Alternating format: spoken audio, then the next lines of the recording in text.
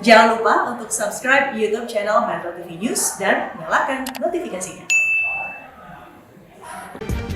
Pemirsa, Anda kembali bersama kami di Metro Siang. Pra-pendaftaran penerimaan peserta didik baru atau PPDB DKI Jakarta dimulai hari ini. Area penerimaan zonasi untuk PPDB tahun ini pun diperluas. Selengkapnya kita akan simak laporan Lis Pratiwi dan M. Zuhal dari Jakarta Barat. Pra-pendaftaran penerimaan peserta didik baru atau PPDB Provinsi DKI Jakarta telah dibuka. Pra-pendaftaran ini hanya diperuntukkan untuk jenjang SMP dan SMA bagi calon siswa yang memiliki KK DKI Jakarta namun bersekolah di luar DKI Jakarta atau calon siswa yang memiliki KK DKI Jakarta namun lulusan tahun sebelumnya paling lambat 2 tahun dan juga yang bersekolah di satuan pendidikan asing. Tahun ini PPDB untuk jenjang SD dibuka melalui 3 jalur, yakni zonasi, afirmasi, serta pindah tugas orang tua dan anak guru. Serta untuk tingkat SMP dan SMA terdapat penambahan 1 jalur, yakni jalur prestasi, dan untuk tingkat SMK tidak terdapat jalur zonasi. Pemerintah Provinsi DKI Jakarta pun menyiapkan posko pelayanan PPDB tahun 2022-2023, salah satunya di Sudin Wilayah 2 Jakarta Barat yang berlokasi di SMA Negeri 78. Lalu seperti apa persiapan dari pihak sekolah dan juga Suku Dinas Pendidikan Jakarta Barat menghadapi PPDB tahun ini? Yang masyarakat tanyakan itu khususnya pendaftaran, ya. Kebetulan informasi itu mungkin udah beredar bahwa hari ini mulai pendaftaran, padahal hari ini itu pendaftaran khusus untuk pra-pendaftaran bagi siswa yang sekolahnya di luar DKI, kemudian kakaknya DKI, itu yang dilayani sekarang mulai hari ini. Nah, untuk yang lainnya nanti tanggal 30 Mei 2020 itu mulai pengajuan akun untuk yang lainnya, yang baik yang prestasi, zonasi, dan afirmasi. Ya, baik. PPDB tahun lalu itu kan zonasinya terdapat zonasi itu kan lingkungan RT terdekat. Nah sekarang lebih luas lagi, jadi sekolah-sekolah yang bersinggungan dengan wilayah sekolah itu bisa, jadi lebih luas, lebih masuk lagi. Jadi yang zonasi. Saat ini hanya pra-pendaftaran tingkat SMP dan SMA yang dibuka. Sementara untuk pendaftaran dan seleksi semua jenjang baik itu SD, SMP, SMA, dan SMK baru akan dimulai pada tanggal 13 hingga 15 Juni mendatang. Untuk informasi lebih lengkap, calon siswa maupun orang tua dapat membuka dan melihat langsung melalui media sosial @disdikdki dan juga @officialppdbdki. Calon siswa dan juga orang tua ini diharapkan memperhatikan persyaratan dan juga mencatat apa saja dokumen yang dibutuhkan untuk mendaftar sesuai dengan jenjang yang nantinya akan didaftarkan. Dari DKI Jakarta, Lis Pratiwi, M. Zuhal, Metro TV. Dan pemirsa, bagi Anda orang tua yang memiliki anak yang jenjang pendidikan ini akan naik tingkatan dari TK ke SD, dari SD ke SMP, SMP ke SMA atau SMK, khususnya di daerah DKI Jakarta. Kali ini kami akan paparkan data mengenai penerimaan peserta didik baru atau PPDB tahun ajaran 2022-2023 yang tadi sebetulnya kita sudah lihat beberapa faktanya. Dan kita akan segera menuju ke informasi yang pertama, pemirsa, ini terkait dengan penerimaan peserta didik baru atau PPDB 2022 di DKI Jakarta. Ini sudah ada landasan hukumnya, yaitu diatur dalam SK Kadisdik DKI Jakarta nomor E011 tahun 2022. Namun ini seperti yang kita tahu bahwa PPDB di DKI Jakarta ini baru dimulai pendaftarannya pada bulan Juni 2022. Ini kemudian akan diawali tahap pra-pendaftaran dan juga pembuatan akun, di mana pra-pendaftaran ini akan dimulai tanggal 17 Mei pemirsa, alias hari ini. Kemudian untuk pembuatan atau pengajuan akun juga sudah dimulai hari ini untuk jenjang sekolah dasar. Kemudian 23 Mei untuk jenjang SMP dan 30 Mei untuk jenjang SMA dan SMK. Berikutnya PPDB di DKI Jakarta akan dilakukan sepenuhnya secara online atau daring. Kita akan menuju ke slide berikutnya untuk melihat jalur PPDB di DKI Jakarta yang telah disediakan di masing-masing jenjang. Yang pertama kita melihat untuk di tingkat SD, Seperti yang tadi sudah disampaikan oleh rekan kami, rekan Lis Pratiwi, untuk tingkat SD hanya ada 3 jalur, yaitu zonasi, afirmasi, dan juga PTO dan anak guru. Jenjang SMP, zonasi, afirmasi, prestasi, PTO, dan anak guru sama dengan SMA.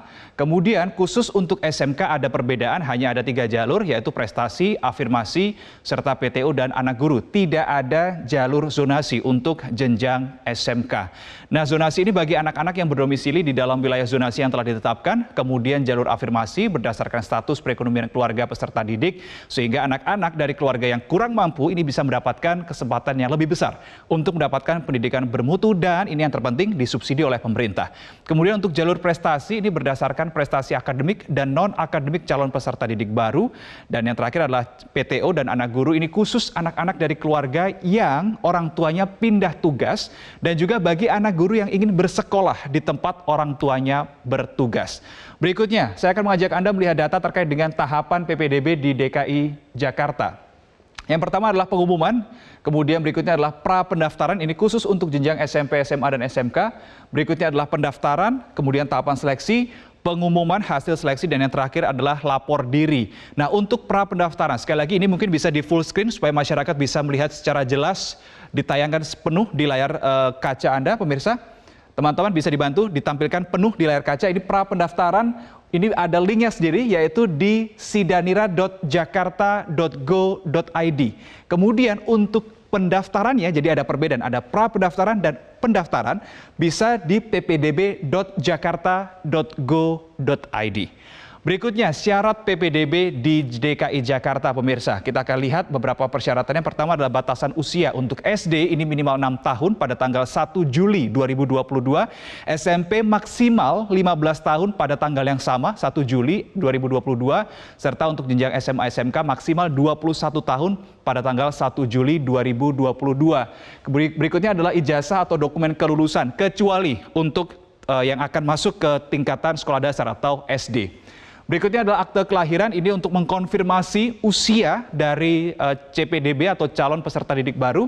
Berikutnya untuk kartu keluarga, dan yang terakhir khusus untuk CPDB tingkat SMK, calon peserta didik baru tingkat SMK, ini wajib melakukan pemilihan kompetensi oleh CPBD disabilitas. Ini yang perlu diperhatikan bersama-sama.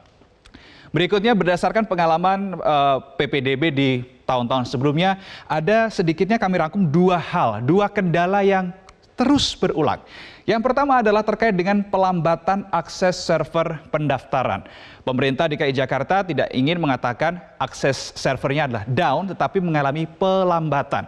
Di mana ini bisa disebabkan karena banyak sekali orang tua yang berbondong-bondong mendaftarkan anaknya di hari pertama supaya anak itu mendapatkan sekolah yang terbaik. Tetapi harusnya pemerintah sudah mempersiapkan hal ini. Mungkin dengan penambahan kapasitas server, atau bahkan mungkin ini membuka pendaftaran secara hybrid, yaitu secara daring dan juga luring.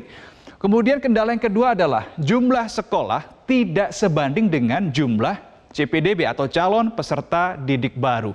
Menurut Perhimpunan Pendidikan dan Guru atau P2G, seharusnya pemerintah Provinsi DKI Jakarta bisa menambah kelas di masing-masing sekolah sebagai solusi jangka pendeknya terkait permasalahan yang kedua.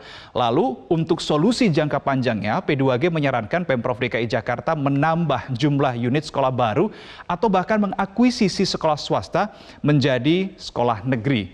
Terkait dengan kendala ini, pemirsa, kita akan melihat bagaimana respon atau jawaban yang diberikan oleh Wakil Gubernur DKI Jakarta Ahmad Riza Patria. Ia mengatakan, ini kan setiap tahun, ini kita terus melakukan evaluasi, revisi, perbaikan, dan penyempurnaan ya.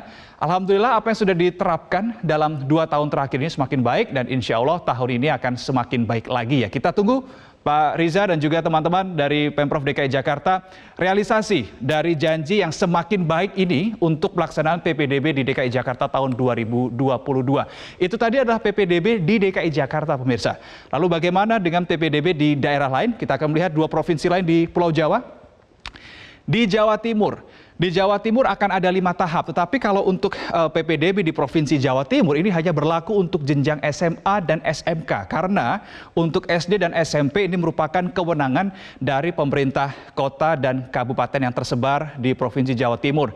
Ada juga tahapan, khusus di Jawa Timur ada tahapan latihan pendaftaran agar saat pelaksanaan PPDB, murid atau orang tua ini sudah paham cara mendaftar online dan ini bisa diakses di ppdb.jatimprov.go.id. Itu di Jawa Timur, pemirsa. Bagaimana kemudian di Jawa Barat? Tahapannya ada perbedaan. Kalau di Jawa Timur ada 5 tahap, di Jawa Barat hanya ada 2 tahap. Ini bisa diakses di ppdb.disdik.jabarprov.go.id dan ini berlaku untuk jenjang SMA, SMK dan juga SLB.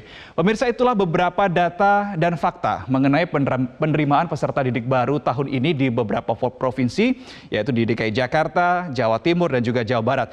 Dan ini semoga bermanfaat untuk para orang tua yang akan mendaftarkan anaknya untuk sekolah dan kita berharap agar kendala PPDB di tahun-tahun sebelumnya betul-betul bisa teratasi di tahun ini dan tanpa menimbulkan masalah baru. Demikian fact check untuk kali ini. Egan, saya kembalikan ke Anda. Baik, terima kasih atas informasinya, Reno Reksa.